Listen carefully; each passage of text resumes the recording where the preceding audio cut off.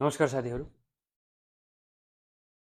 मेरो YouTube channel Butwal इन्भेस्टरमा हजुरहरूलाई स्वागत छ। विशेष गरी आज म यो अदर सेक्टरको एचआरएल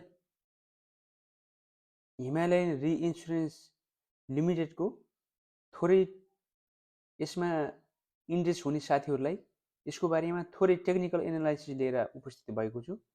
हजुरहरूले मेरो पुरा भिडियो हेरी लाइक, कमेन्ट, सेयर, सब्सक्राइब गरिदिनु हुन हजुरहरूलाई विशेष अनुरोध गर्दै यो एचआरएलको ट्रेन्ड कस्तो छ त, अथवा होल्ड गर्ने साथीहरू, किन्न इच्छुक हुने साथीहरू कुन उसमा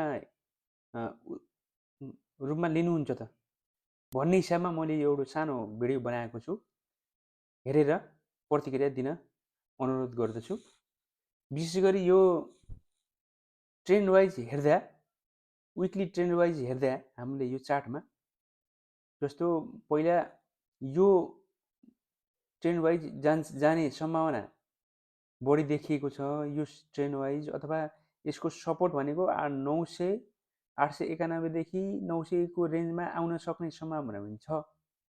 तर अब यो लगभग 2-3 विक्सदेखि घटेको कारणले यतैतिरबाट पनि फर्किने सम्भावना म्याक्सिमम प्रोबेबिलिटी चाहिँ छ। यो ट्रेन्ड वाइज हेर्दाखेरि यो यस्तो ट्रेन्डमा यो गएको देखिन्छ।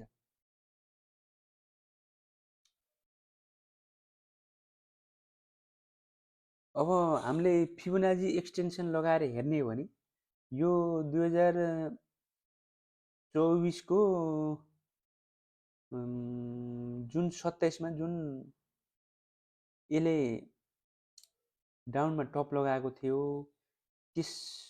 त्यसको आधारले हेर्ने हो भने अहिले जुन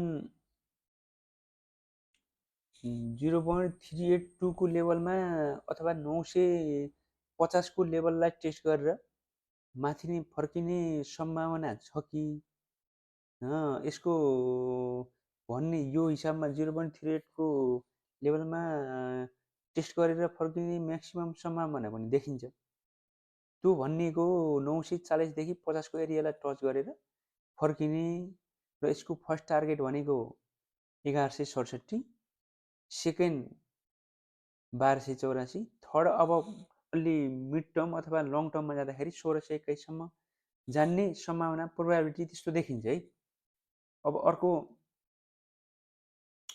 भर्खर फिबोनाची रिट्रेसमेन्टको लागि हेरेर आउने पनि जस्तो यसमा टप लगाएको साउन 29 गते टप जुन लगायो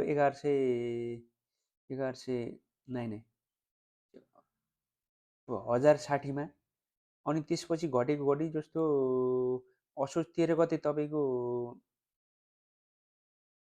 754 सम्म आएर अब यो साइडवेज 2-3 महिना साइडवेज खेलेर तपाईँको फागुन 4 गतेबाट जुन फागुन 5 गते भोल्युम सहितको ब्रेकआउट दिँदाखेरि दिएको स्थिति छ। अनि टपमा जाँदाखेरि 1155, इन्टरडे 1156 सम्मको लेभलमा गएर 1124मा क्लोज भएको छ। अब त्यो हामीले जस्तो यो एरियामा किन्ने साथीहरूले अब यहाँ प्रफिट बुक गर्नु भएको छ कि छैन, प्रफिट बुक इनकेस गर्नुभयो भने त अब यो एरियामा हामीले जस्तो 0.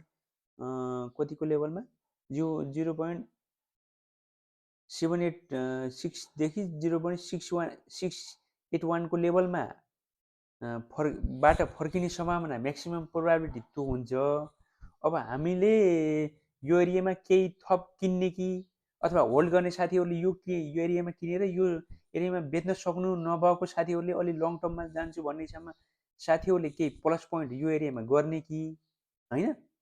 अब हाम्रो म्याक्सिमम बुल नै हो, मार्केटको बुल हो, अथवा राजनीतिक घटनाक्रमले गर्दाखेरि अलि मार्केट खस्केको जस्तो देखिन्छ। तर अब त्यसमा केही इम्प्रुभ अलि बिग न्युज टाइपको आयो भने हामीलाई अलि केही सुधार हुन्छ कि भन्ने हिसाबमा मार्केट फर्किने स्थितिमा 0.618 को लेभलबाट फर्किने म्याक्सिमम प्रोबेबिलिटी त्यो हुन्छ बुल नै हो भने।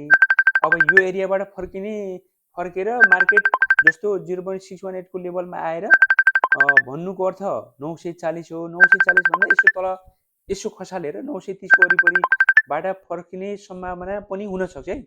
त्यो सम्भावना कसरी हामीले हेर्ने भन्दा इन्ट्री कसरी गर्ने भन्दाखेरि हामीलाई रेड क्यान्डल भन्दा पनि ग्रिन क्यान्डल फर्मेट हुनु पर्यो। तपाईँको अलि के जुन अब यो रेसियोमा जुन ड्राई भएको छ जुन भोल्युम अलि ग्रिन क्यान्डल फर्मेट हुने र तपाईँको अलि भोल्युम अलि भनौँ न सुरुमा त्यस्तै 5-6 लाखको भोल्युमको क्रिएट गर्ने स्थितिमा हामी इन्ट्री गर्न सकिन्छ है। यसको टार्गेट चाहिँ अब होल्ड गर्ने साथीहरूले चाहिँ एकछिन वेट गर्नु अब तपाईँको अब यसमा फर्स्ट टार्गेट चाहिँ 1150 को वरिपरिमा राख्न सकिन्छ। दोस्रो टार्गेट भनेको तपाईँको 1255 सम्म राख्न सकिन्छ। अब अलि मार्केट त्यस्तै बिग बुल नै हो भन्ने हिसाबमा जाने हो भने 1600 अथवा 1600 1700 1600 को लेभलमा चाहिँ यसलाई राख्न सकिन्छ कि भन्ने मेरो भित्री एउटा आफूले देखेको पर्सनल ओपिनियन हो।